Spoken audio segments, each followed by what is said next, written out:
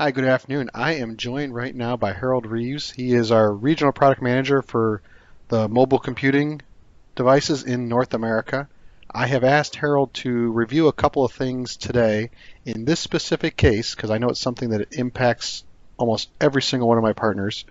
You know, Harold, why would customers still use a Windows CE device? There's a lot of them out there, and the type of verticals that a lot of the partners that are calling on, at least in my territory, they're they're using these legacy older legacy devices and maybe more hesitant to upgrade.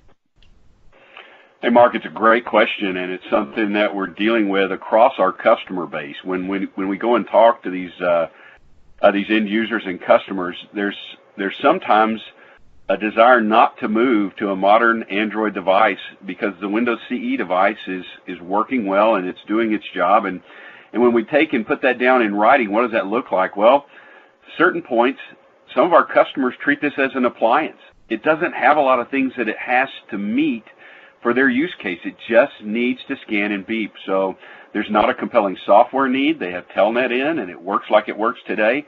There's no need to move. They may also have limited security requirements. They don't have a security policy that forces them to comply with a specific Wi-Fi or security encryption or other security policies related to the hardware chassis and the operating system on it. So there's no forcing compliance document or policy that makes them have to keep up to date with technology.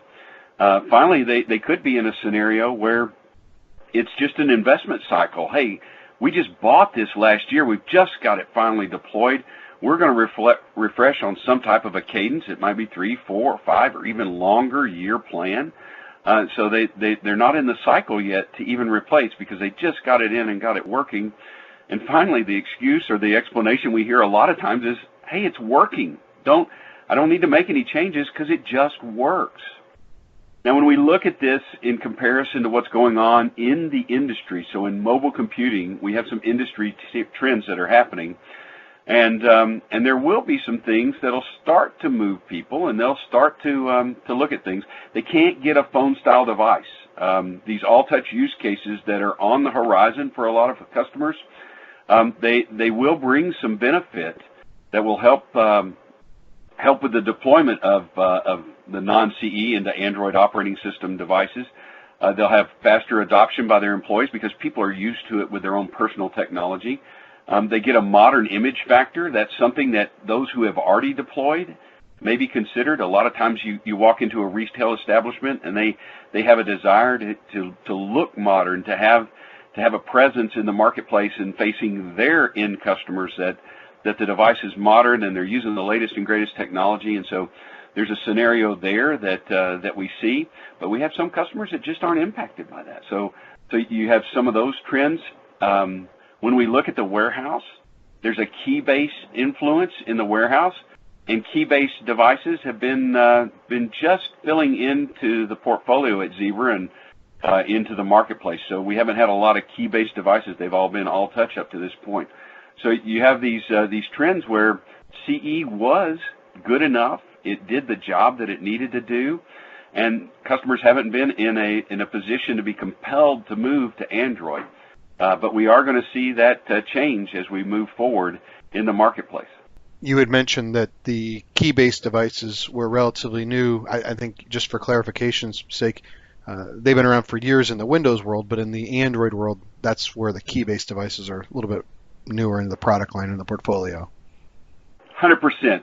That's part of in that Android came in as all touch first, and even in the Zebra portfolio, the MC33 as a key-based device is relatively new.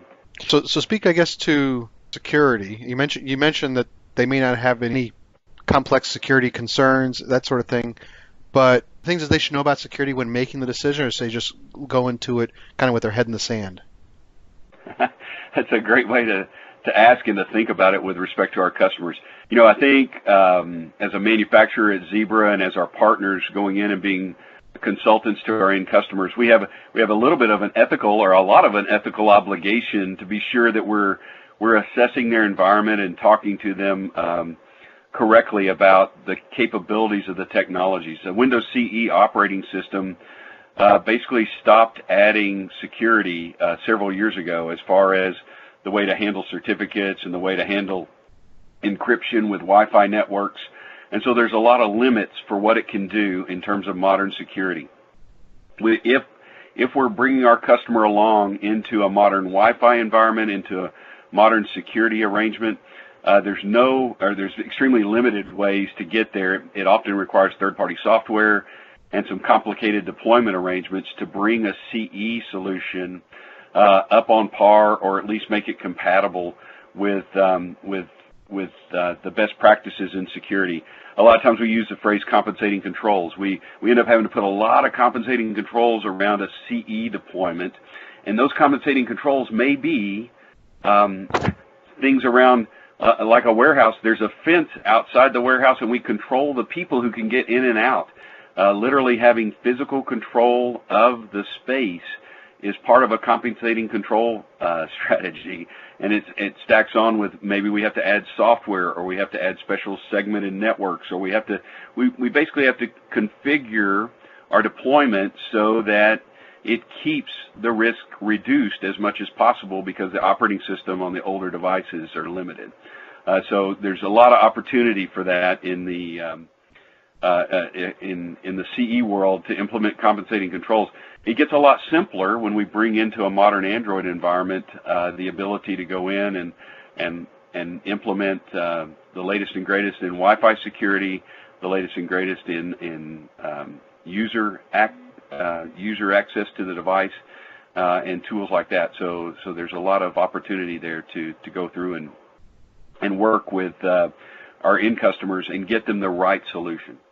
That makes perfect sense, and I thank you for stating all that.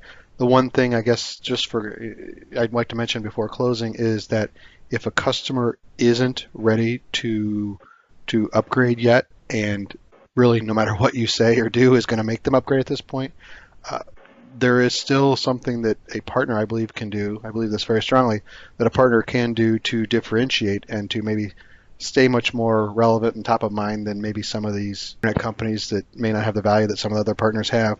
And that would be to make sure you talk to them about security, make sure you talk to them about things like that, just so their expectations are set. And so they're aware that when the time does come, when they need to make a change, they'll know that you're the trusted person, the knowledgeable individual who's sharing that information with them. Harold, any last thoughts before we wrap this one up? Mark, no, it's, Windows CE has been around and served us well for a long time, and I think your comments are exactly spot on. If a customer is not ready, we want to just be sure that we're telling them what they need to understand about using the operating system as it is today, and the opportunities that are available to implement modern technology. That's perfect. Hey, Harold, thanks so much.